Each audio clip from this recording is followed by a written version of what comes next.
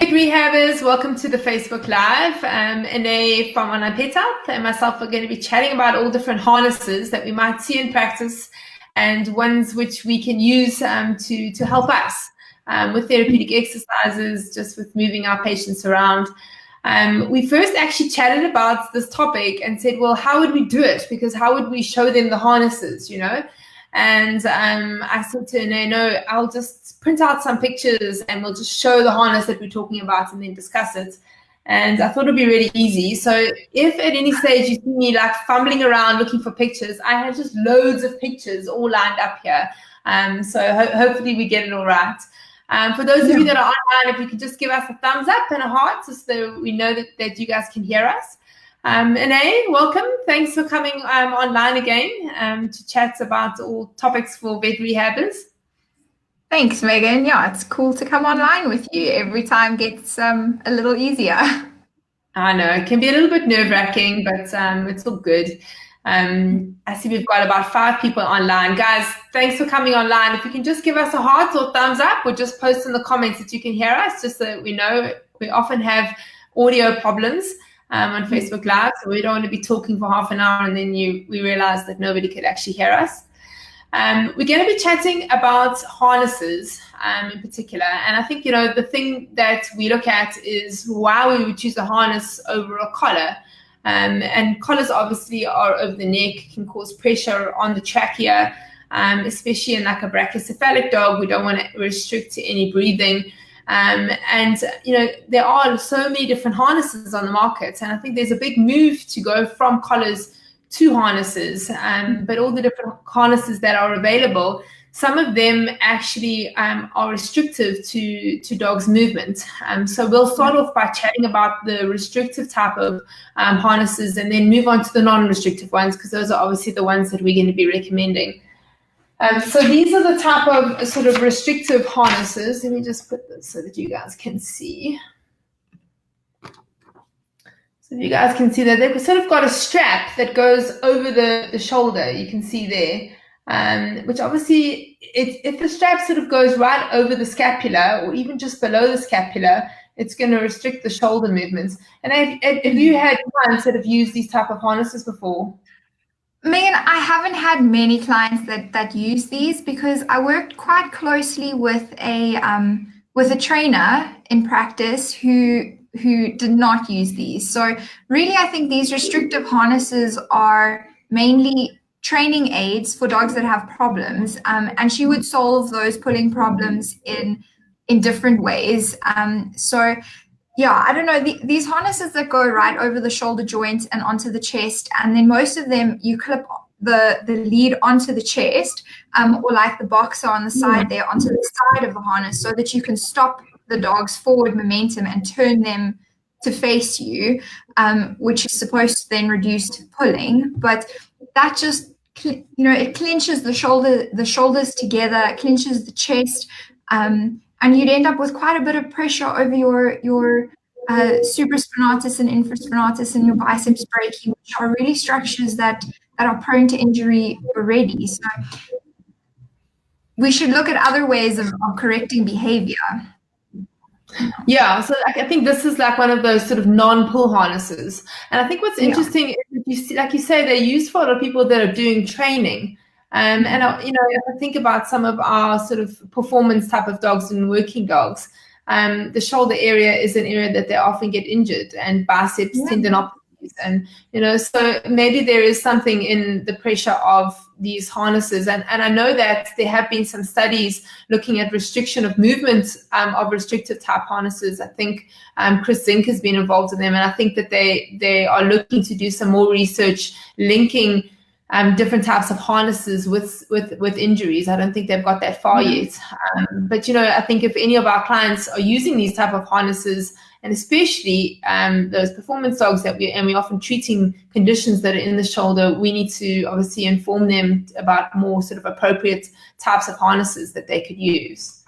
Yeah. So from our viewer's side, are there any of you that see these harnesses quite regularly in practice? We'd love to see your comments and know what you think about them, and if you found a relationship to injuries of those suprascapular structures, in dogs that are using these, especially if they're pulling a lot? Yeah, I think that's a great question. If any of you guys have a comment, we'd love to see your comments and we will read them out aloud. Just going on to the next type of harnesses now. So obviously these are the ones that we sort of really want to be promoting, non-restrictive harnesses. So this is a H harness. Yeah, so this is definitely my choice in practice for most dogs.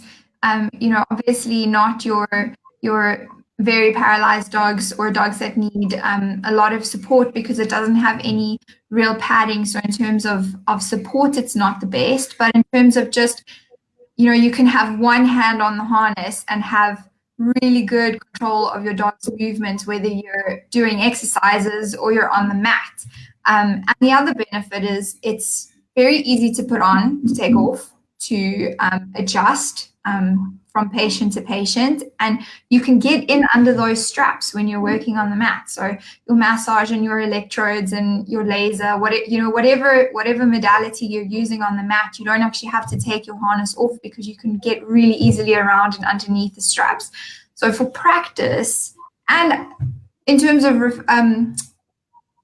giving my clients a harness that I want them to use, this would probably be my choice. Yeah. Yeah, I must say I like these, and they're also easy to get on and off. I know that there's some of these other ones, like just get the harness. Like this is another one. This is like a wire type harness. But I was thinking more of these type of harnesses like this. Sometimes I don't know if you guys see that so clearly. Like sometimes they're quite difficult to actually get on, and it can take a while to actually work out where the legs and the heads are supposed to go. So those other ones, I really, really like them. They're very easy to put on. So let's chat about this one. So this is like, I think you call this a wire-shaped harness. The other name I've seen for it is the step-in harness. So basically the dog steps into both those loops with his front feet, which can make it really challenging to actually get it on a dog, especially a dog that's not standing still or is excited, or isn't, standing strong. So it can be more difficult to get on. And you can see with that dog, he's pulling into it completely. I think that this harness shape encourages them to pull forward because it comes together at the top in one point. I find that it's very hard to control their movement if you have a dog that's very busy, that's like trying to jump and spin and is excited. It's very hard to keep them still and controlled. And I've had a few dogs back out of that. So if they decide they don't want to go somewhere and they hit the brakes, they can pull out of that harness pretty easily. And that's not to mention the fact that it's going right over the shoulder joint, and because it's coming from behind and in front and connecting just over the scapula, you're definitely going to restrict your elbow and your shoulder. So in terms of functionality, just on the mat, controlling your dog, and then in therapeutic exercises, this doesn't have a lot of value to me. It's going to restrict their movement, and it's going to make it hard for me to control them, and it's hard to put on. Yeah, I think one of the things also you got to look at these harnesses is that how they're actually fitted. And if they are too loose, then they can actually slip down over the shoulder. And obviously we have dogs of different shapes and sizes, so different widths of their chests. They're broader at the back, more narrow. And so these harnesses all need to be very highly adjustable to make them fit correctly. And what you want is to have 2 fingers between the dog and the harness.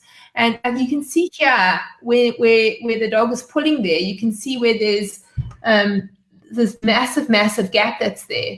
And I think that this harness in this particular dog is actually too loose.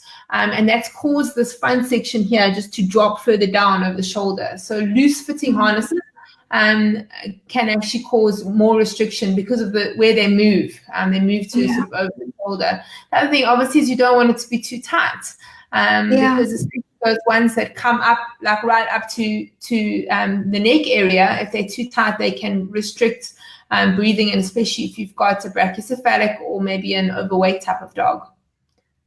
Yeah. We've got some cool comments here. I'm just going to have a look at them. Someone says, it seems that most harnesses in the market cause some issues with either extension or flexion, including collars and muzzle harness.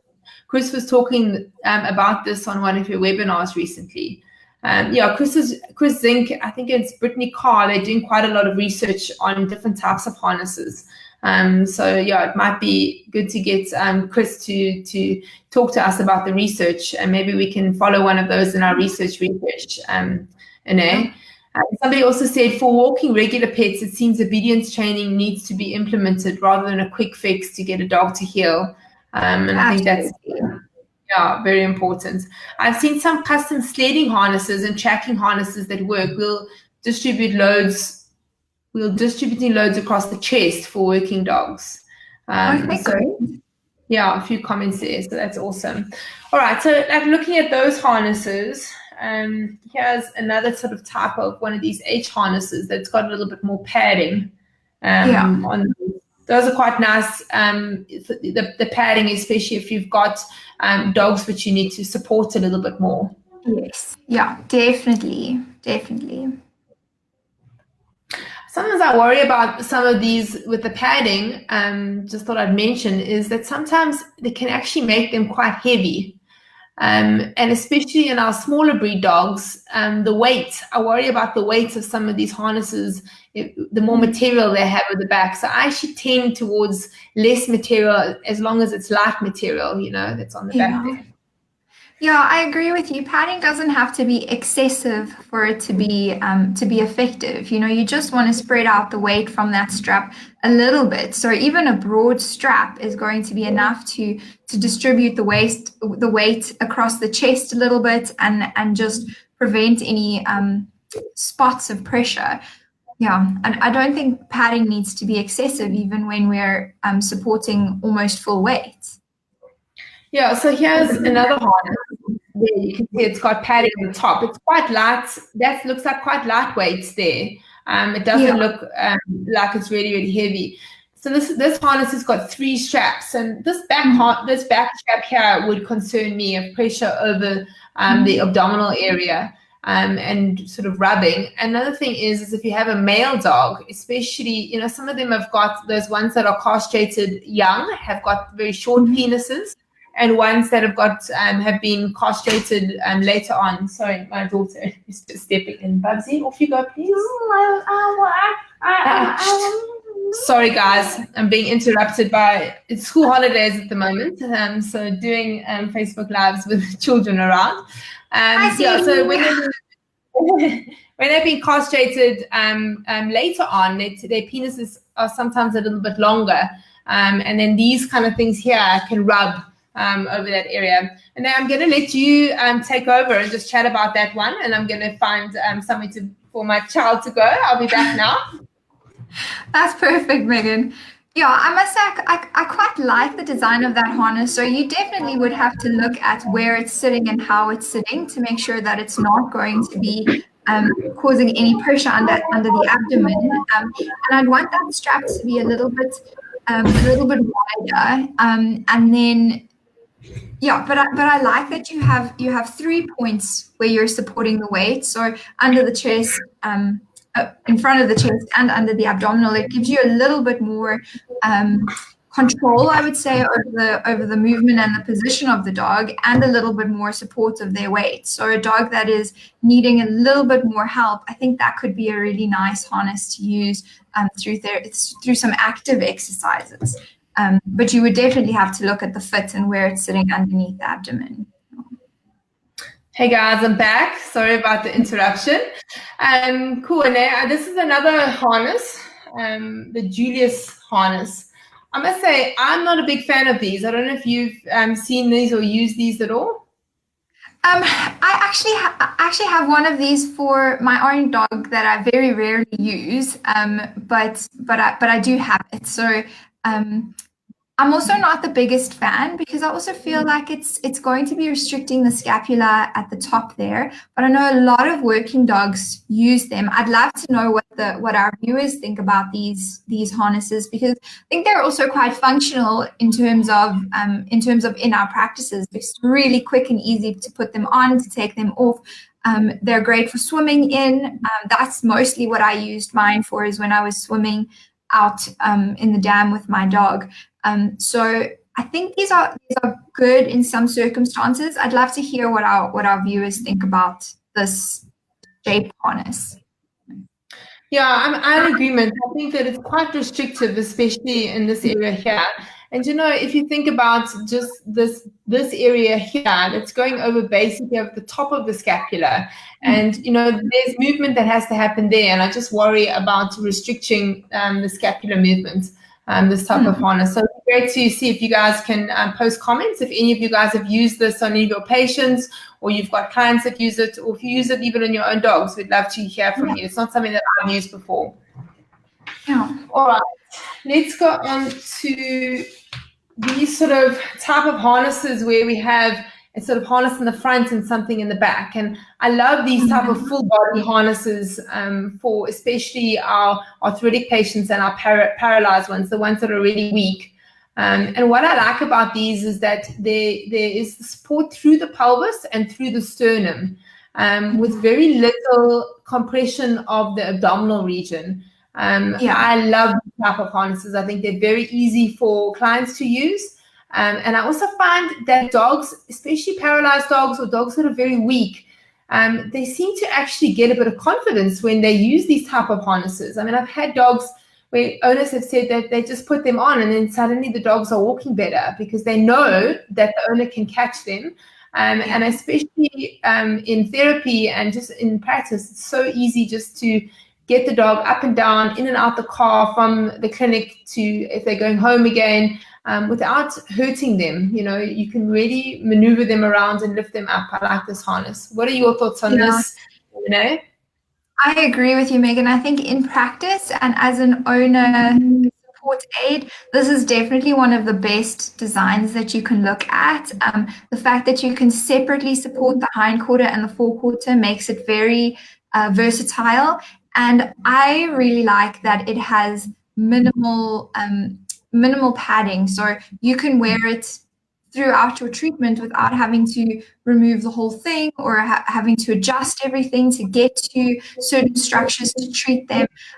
It's easy enough to fit. It takes a little bit of time, but they're not complicated and they're not difficult. So I like that, and I like the way that it's designed around the hindquarter to support the weight, without actually constricting any structures. I agree with you. This is one of the better designs in terms of supporting weight. Yeah, I mean, I've even had surgeons who'd recommended using these types of harnesses, with pelvic fractures, even that support, because I think the thing about it is that it is balanced pressure through the pelvis. It's from the bottom up. It's not one side. And I think that you actually, when you're trying to lift a dog, sometimes you can act, especially with those paralyzed dogs or those arthritic dogs, when you move them in a certain way and your pressure through when you're lifting them is unbalanced, they can be quite painful sometimes. So that's one of the recommendations. Anything else about these type of harnesses? I think the other advantage that you're going to have with this is that you can leave it on the dog without much problem, because it's not creating any pressure points anywhere. It's not bulky anywhere. So they can lie down with it very easily and have a nap. And when they're ready to get up, it's already on. You don't have to faff. You can just help them up. And that would make them very practical when you're using them in a veterinary practice as well, for post-op cases that are quite seriously debilitated, because you can keep it on while they're in the cage or keep a portion of it on, which means your in and out time is much faster, and you're not going to end up with any pressure sores anywhere. So I think that's another benefit to them. Yeah. One of the other things I like about being able to support the front and back legs, especially in our patients, if if they're walking in areas that are slippery, if you've only got control of the front end, if their back legs slip out from underneath them, to the side, they're likely to injure themselves. And I really like having that control over the whole body. That's really one of the big things for me with these type of harnesses. So and the same thing goes for the forequarter, Megan. Often we're more focused on supporting the weight behind with a towel or a sling or whatever the case may be, and we forget that the front is taking all that extra load. It will also need a little bit of help. So I think that's being able to just help that front end a little bit more as well when the hindquarter isn't working. Yeah. So we had a cool comment from somebody that actually were recommending these type of Julius canine harnesses actually for dogs that are amputees, and they said that they don't turn around much as the H harness. So thanks for that tip. That's a great tip, because that's often something that we're looking for, and it's often a problem with amputees is what kind of harness we put on them. So that's a great tip. Thanks. Yeah, I definitely think the H harness would be a problem with an amputee. And I know there are some companies that are manufacturing harnesses specifically for amputees in the front quarter now. So that's also something interesting that we could maybe look at going forward. But some braces and slings that support the front end in an amputation, you do get them now. So that's quite interesting. So here's another product that basically supports the front and the back. So these ones are, for me, they do the similar type of thing, but one of the things is that I think it's trickier with the handles, to be able to support them, especially if the dog is a bigger dog. Then it's not at the best angle for you. But a lot of the time these straps can be adjustable. I haven't used one of these. The neoprene that they make them on is quite soft, I think. It looks like neoprene, so that'll be quite soft and comfortable. But I think these are sort of the kind of products which you can't leave on. You use them when you're walking them, in comparison to that other full body harness that we were looking at. Yeah, and your patient would need to step into each one of those little holes individually, which would make it a little bit more challenging to get on. And for me, when you're on the mat working on that dog hands-on, you're going to have to take it off because you can't reach all the structures. And additionally, because of the way that the material is cut in a little hole around each limb, you're going to be restricting the protraction and the retraction of each of all four of the limbs if you have it on like this. So it depends on where your patient is at and what you need from him. But to me, this is more time intensive in terms of getting it on and off. And I'm going to spend more time faffing with it in therapy, in a treatment. And I'm not necessarily going to get the movement or the range of motion in the limbs that I might be aiming for. Yeah, good advice. So this is another, it's not really a harness, but I suppose it's a type of sling now that we're chatting about sort of supporting our patients. And these sort of abdominal type of slings, I must say, I'm not a fan at all of them. I find, especially on neurological patients, if they've got any urinary incontinence, that abdominal pressure, they tend to urinate. And I think that it causes two areas of strain on the back, the thoracolumbar area and the lumbosacral area. And often what happens is, especially if a dog is weak, is that their hips actually drop. And if they completely take weight off their back legs, what happens is you have a point in the lumbosacral area where there is increased stress. So especially dogs that have any lumbosacral discomfort, I would definitely not recommend. I never ever recommended these in my practice. I had clients that used to use them. They used to use towels, and I know that sometimes therapists will use it because it's easy to do. But I think you've got to be very careful, even with the towel supported around the abdomen, the strain that it's causing on the back. I don't think there've been any clinical studies, but I've just seen a massive difference in when I've used towels, and then said in my clinic when I stopped, I just said they have to have harnesses and we're not going to use the towel, just in that lumbosacral area, and especially patients that were sensitive in that area in treatment. Have you used anything like this, or do you use towels in it? On occasion, yes, but I also prefer not to, and that's where the nice thing comes in with that. The previous support harness that we showed is that it helps to support the pelvis in the correct alignment. It's not allowing it to rotate. So yes, you would have that problem. I think that a sling like this is useful. And it has its place. So if your patient needs a little bit of support, it can be a quick way for you to just support that weight. But definitely not a permanent solution. And I would always use it together with a harness instead of on a collar. Just because, again, if you need to support the weight of the hindquarter, there will always be a measure of support that you should be providing to the forequarter as well. So I would always use it in conjunction with the harness in the front. Yeah. So we've got some comments, I think, about this type of harness. Yeah. So just have a look there. Somebody says it is neoprene, but the problem with these is for heavier dogs is that the neoprene is quite stretchy. So the heavier they are, the more stretchy it is, and obviously then less supportive. For the front end and back end of the harness, it's neoprene, but that's the same comment. Sorry, so we're getting multiple comments here. Yeah, it's the same comment. Okay, yeah, so that's interesting. So because it's neoprene, it doesn't, maybe not as supportive, and it starts to lift up at the back because it's stretching so much. And I wonder how long that neoprene in a very heavy dog, how supportive it would be. So I think this would really only be useful in small dogs, so that you don't have to bend down so far. Yeah, exactly. And I think, especially in some of those harnesses where the handle is right close, if you've got a small dog, that's one of the problems with it. But generally, the smaller dogs are easier to support and to control.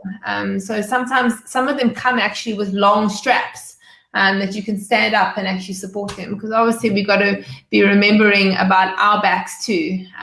So yeah, when we're looking at these harnesses, a lot of those ones with the short handles are more appropriate for larger breeds. And then when we have the little dogs, we've got to start looking at ones with longer straps or ways in which to support them without having us to lean over.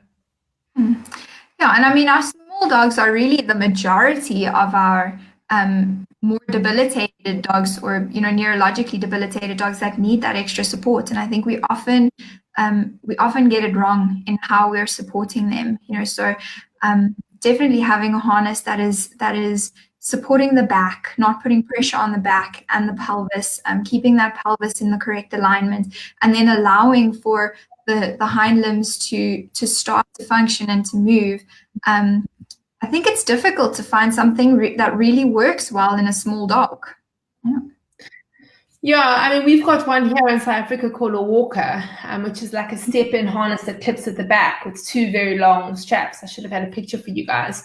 And the straps are adjustable, so you can stand and you can decide sort of how, depending on the height of the person, where you want to be supporting them and holding them.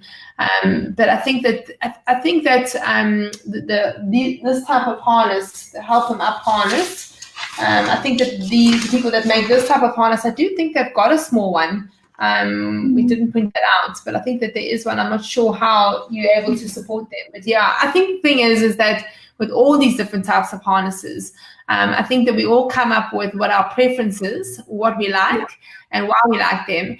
And then we got to look at the breed and the type of patient that we're dealing with, and they, how mobile they are and what we're wanting to achieve from using the harness, and then work out what is the type of harness that's most appropriate for that patient, for their condition and their breed and their shape and their size.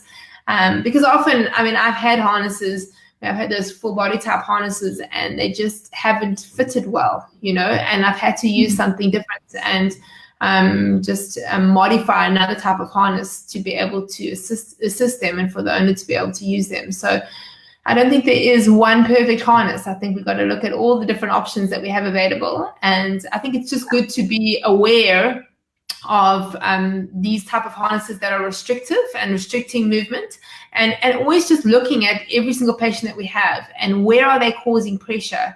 Have a look at buckles, things like that. Is there any restriction in movement? How are they fitting? Can we fit 2 fingers on when the dog pulls or when we are pulling and supporting the dog? Have a look under. Is it chafing?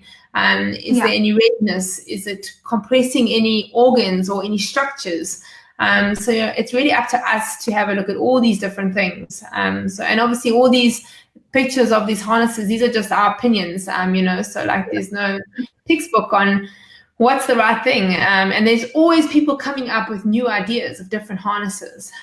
So we just got to be aware of all of them. So if you guys have any other questions, any other advice for everyone else, I think we've come up with some great comments here about different harnesses. Maybe you guys have got harnesses in your country that we're not aware of and other people are not aware of. It'd be great, please, if you've got a harness that's worked so well for you, post a picture in the comments. We'd love to share them. And even if those of you that are not here live and you're watching the recording, we'd love to see all the different types of harnesses that you guys are using and that work well for you.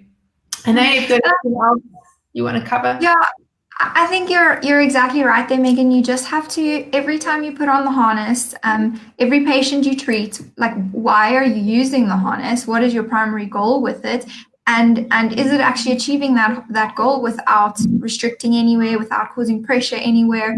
And keep an open mind. It's not every dog is not the same. Every case is not the same, even in the same condition. And I think it's so important to keep talking to each other. I might find something with a specific harness that you've completely overlooked in your own patients, and unless I say something, you're not going to see it, or vice versa. So I think that it's actually just important for us to keep speaking to each other, keep telling each other the problems that we're coming up with when we're using harnesses, specific kinds of harnesses, and let's work towards finding what works. Awesome. Thanks, Anae. Thanks, guys. Thanks for your time. Lovely to chat to you guys and have an awesome day. Definitely. Bye.